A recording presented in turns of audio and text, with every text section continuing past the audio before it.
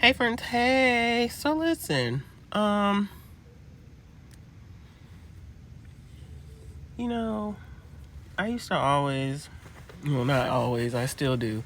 When people say they heard the voice of the Lord and the Lord spoke to them and the Lord said, and I used to be like, how do you know? Like, how do you know if God spoke to you? Like, how do you know? Um, and then I came to to terms with the fact that God does speak to me. He just speaks to me differently than he does to everyone else. And so today, so many things, so many things. I am currently removing some tint from car windows. Now, the tint on the passengers, the car doors, it just came off so effortlessly. I mean, it took a little work, but it came off in like one full piece. Sometimes it ripped. I had to work through it, and that was fine. This back window is coming off in bits and pieces. And every time I think, oh, I'm going for a good run, it's just, so I'm like chipping away at it. And as I'm chipping away at this back window, God is speaking to me. And I know God speaks to me through songs, through different things, unique things. Removing tint from a window. Sometimes in life, things will happen and it will be instantaneous. It will be all at once. It'll just come so quickly, so effortlessly. But then sometimes you're going to have to be steadfast, unmovable, and chip away at it. Which leads me to another thing that I was pondering today. Triggers. Now, since 2020 and the great pandemic, many of us have adopted narcissism, matching energy, triggered. So many other things have just become key phrases that people use since the pandemic. And that's not to say that those things did not exist before.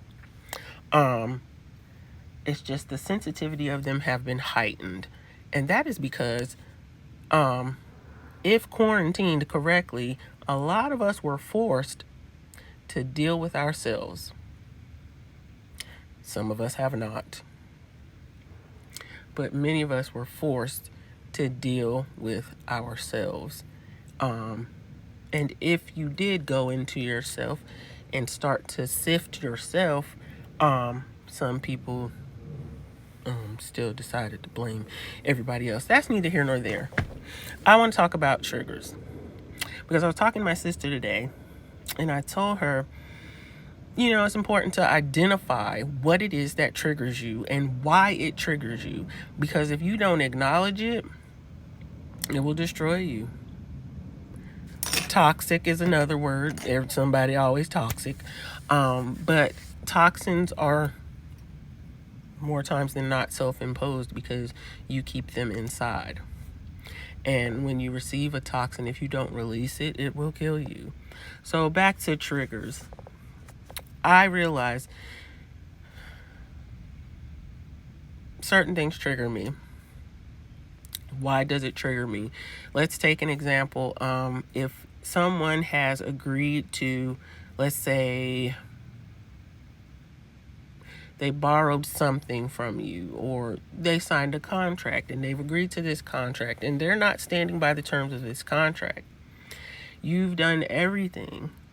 I mean, even as an adult, you should not have to run behind somebody or remind someone of the agreement that they made. But you watch this person go hither and yon, do whatever, and not acknowledge the fact that they have not stood firm on the agreement that they made.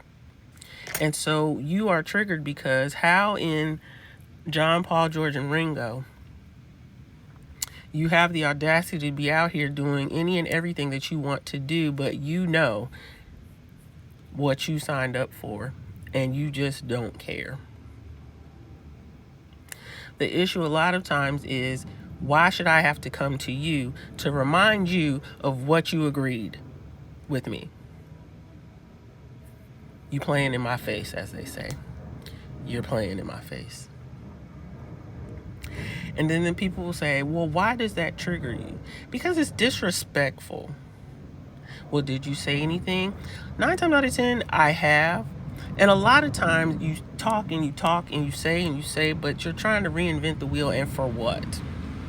For what? How many times do I have to tell a grown person what they agreed to? Like, you don't remember? You don't remember?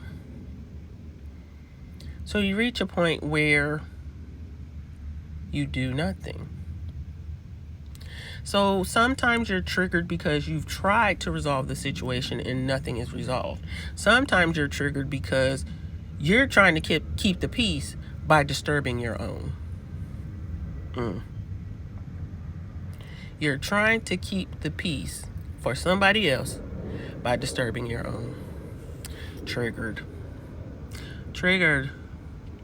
I am grateful that, I can't even really put into words.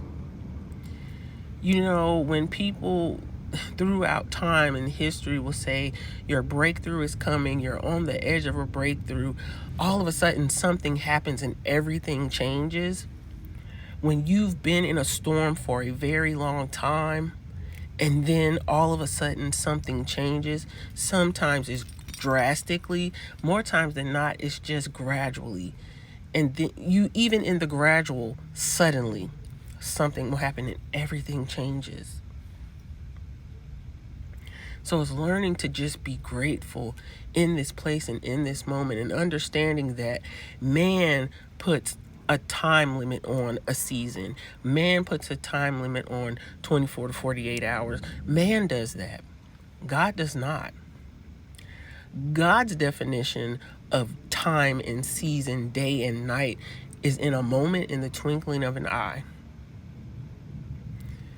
There's a song that says, when the storms of life pass over, we shall be changed. In a moment, in the twinkling of an eye, we shall be changed. Joseph Charles Price, no matter how dark the night, always believe in the coming of morning. And morning in God's time is not light and dark. It is not light and dark. Your morning can be right now. So it is very true that you've got to speak life to you. You've got to speak life to your situation. Can these dry bones live? Yes. You got to believe. You've got to believe. And then when I'm talking, and I'm talking to myself. I'm talking to myself, because you got to believe. I've been through so much for me. And I've always been one to have so much faith for everybody else and encourage everybody else to say, trust and believe. It's going to happen for you. You got to believe. You got to hold on. You got to have faith. Everything I was saying to everybody else. And I had but mustard seed faith for myself. And granted, mustard seed faith can move mountains. But I have to be real with myself. You got to get beyond that. You've got to grow beyond that. So yeah, I hope this makes sense. And I hope it helps somebody. Because sometimes it can happen all at once and come off in one big sheet. But there are other times you gotta chip away at it. You'll still get to your expected end, and it may trigger you. But identify the trigger, address the trigger, work through the trigger, and then move on. Okay, friends, you know my slogan. Go forth and be great. On purpose, with purpose, because you have purpose, and you know that I love you on purpose.